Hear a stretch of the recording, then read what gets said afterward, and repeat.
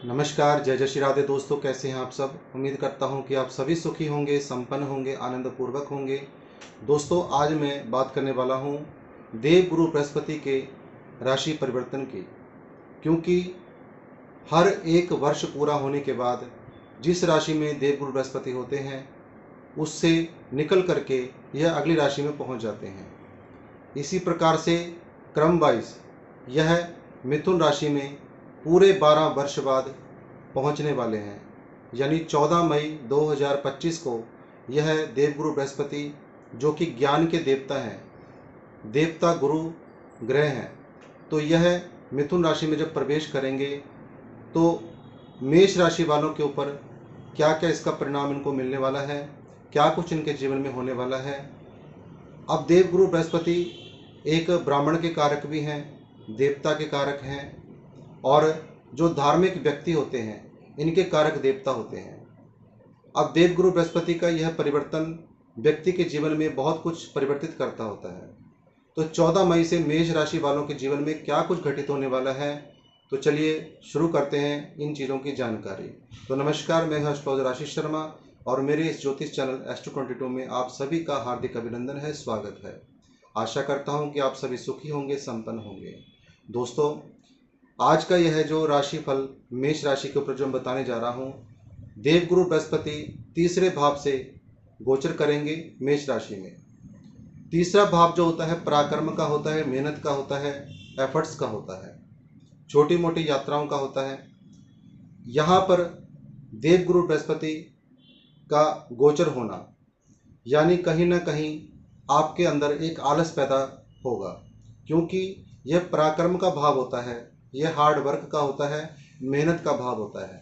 यहाँ पर जब शनि, राहु इत्यादि ग्रह आते हैं, मंगल ग्रह आते हैं, तो व्यक्ति के अंदर एनर्जी आती है, व्यक्ति के अंदर जोश आता है। लेकिन जब यहाँ पर मेष राशि में तीसरे भाव में देवगुरु बृहस्पति पहुँचेंगे तो यहाँ पर आपको आलस आएगा, क्योंकि देवगुरु बृहस्पति मेहनत के कारक नहीं है।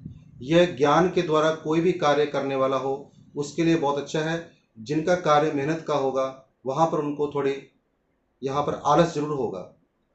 इसमें व्यक्ति थोड़ा आलसी हो जाता है और अपने आलस के कारण अपने कई कार्य में पीछे रह जाता है। यहाँ पर यदि आपने आलस कर लिया तो आप देवगुरु बृहस्पति के परिणाम से परेशान होंगे और आपको वो चीज़ नहीं मिल पाएगी जो चीज़ बृहस्पति देना चाहते हैं। अब यहाँ से बैठ कर के आपको छोटी मोटी यात्राएं अवश्य कराएंगे, जो कि धार्मिक यात्राएं होंगी, क्योंकि ये धार्मिक ग्रह हैं, ये धर्म के प्रतीक माने जाते हैं। तीसरे भाव में जब ये बैठेंगे आपकी छोटी मोटी यात्राएं अवश्य होंगी। आपकी कोई प्लानिंग होगी कि कहाँ जाना है, कहाँ नहीं जाना, ये सब प्लानिंग्स होंगी। जैसे ही 14 मई को देवगुरु बृहस्पति अपना राशि परिवर्तन कर लेंगे और तीसरे भाव में आ जाएंगे। छोटे भाई बहनों के साथ कोई मतभेद था वह दूर होगा, अवश्य दूर होगा। अब इसके अलावा इनकी दृष्टियों की बात कर लेता हूँ। तो सबसे पहली दृष्टि पड़ेगी सप्तम भाव में। सप्तम भाव होता है दाम्पत्य जीवन का, सप्तम भाव होता है मैरिज का, सप्तम भाव होता है व्यापार का। व्यापार में आप एक चीज़ का यहाँ ध्यान रखें, व्यापार करने में बिल्कुल भी आलस ना करें, क्योंकि यहाँ देवगुरु बृहस्पति आपको बहुत देंगे, बहुत कुछ देने वाले हैं, क्योंकि इनकी व्यापार स्थान में सप्तम भाव में दृष्टि पड़ेगी। इसलिए यहाँ पर यदि आपने आलस किया तो बृहस्पति के जो परिणाम आपको मिलने हैं वह नहीं मिल पाएंगे। इसलिए बिल्कुल भी आलस ना करें और बिल्कुल अपनी मेहनत के साथ कार्य करें, तो आप एक वर्ष में देवगुरु बृहस्पति आपको बहुत कुछ प्रदान कर देंगे, आपके व्यापार में चार चांद लगा देंगे। इसके बाद दाम्पत्य जीवन। दाम्पत्य जीवन के लिए देवगुरु बृहस्पति बहुत अच्छे माने जाते हैं। तृतीय भाव से जब यह दाम्पत्य जीवन को भाव को देखेंगे तो यहाँ पर अपने स्पाउस के प्रति आप प्रेम रखें।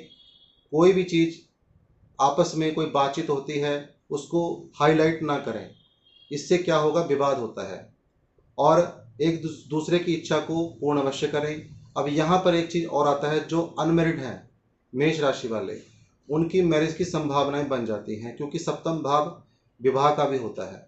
तो सप्तम भाव में दृष्टि होने के कारण पंचम दृष्टि, तो यह आपके जो अभी तक विवाह में रुकावट आ रही थी वह विवाह अवश्य होगा। यदि देवगुरु बृहस्पति की महादशा भी आपकी कुंडली में चल रही है या अंतर चल रहा है तो यहाँ पर वह संभावना बहुत ज़्यादा बन जाती है कि आपका विवाह यह अवश्य करवाएंगे। तो यहाँ इसके अलावा अब नवम भाव में भी दृष्टि पड़ती है इनकी। नवम भाव होता है धर्म का, नवम भाव होता है पिता का, नवम भाव होता है हमारे कैरियर का और हमारे भविष्य का। जब भविष्य की बात आती है, कैरियर की बात आती है, तो हम नवम भाव से विचार करते हैं। जब देवगुरु बृहस्पति की दृष्टि तृतीय भाव से नवम भाव पर पड़ेगी, सप्तम दृष्टि, तो यहाँ पर अपने कार्य में, मैं फिर वहीं पे बात करता हूँ, बिल्कुल भी आलस ना करें किसी भी कार्य में। यदि आप आलस करेंगे तो बृहस्पति के परिणाम से चूक जाएंगे जो उन्होंने परिणाम देने हैं आपको। अन्यथा आपके भाग्य स्थान को देखना, यानी धर्म भाव को देखना, नवम भाव को देखना, आपके भाग्य को अवश्य बदलेंगे। लेकिन यदि आप यहाँ पर आलस नहीं करेंगे, कई लोग होते हैं कि चलो आज नहीं कल कर लेंगे, कल नहीं परसों कर लेंगे, जो कार्य आज करने वाला है उसको आज निपटाएं, तो आप बृहस्पति के इस गोचर से अवश्य लाभ ले सकेंगे और अपने कैरियर को मजबूत होता हुआ स्वयं देखेंगे। पिता के साथ संबंध अच्छे रहेंगे और आपका कैरियर अच्छा बनेगा यदि आप आलस नहीं करेंगे। और धार्मिक स्थानों की यात्राएं आपकी अवश्य होंगी, क्योंकि छोटी मोटी यात्राओं के भाव में ये बैठे हैं और नवम भाव को देख रहे हैं। नवम भाव भी जो है धार्मिक यात्राओं का ही माना जाता है। तो यहाँ पर 14 मई के बाद चाहे आप किसी अपनी फैमिली के अकॉर्डिंग, फैमिली के मेंबरों के साथ प्लानिंग करें या किसी मित्रों के साथ प्लानिंग करें, लेकिन यात्राओं की आपकी प्लानिंग अवश्य होगी और आपको जाना भी चाहिए, जिससे आपका भाग्योदय भी होगा। अब इनकी अगली दृष्टि जो पड़ती है 11वें भाव में, एकादश भाव। एकादश भाव जो होता है ये इच्छा पूर्ति का होता है, यह धन के आगमन का होता है, यह इनकम का भाव होता है, लाभ का भाव होता है, प्रॉफिट का होता है, डिजायर का होता है।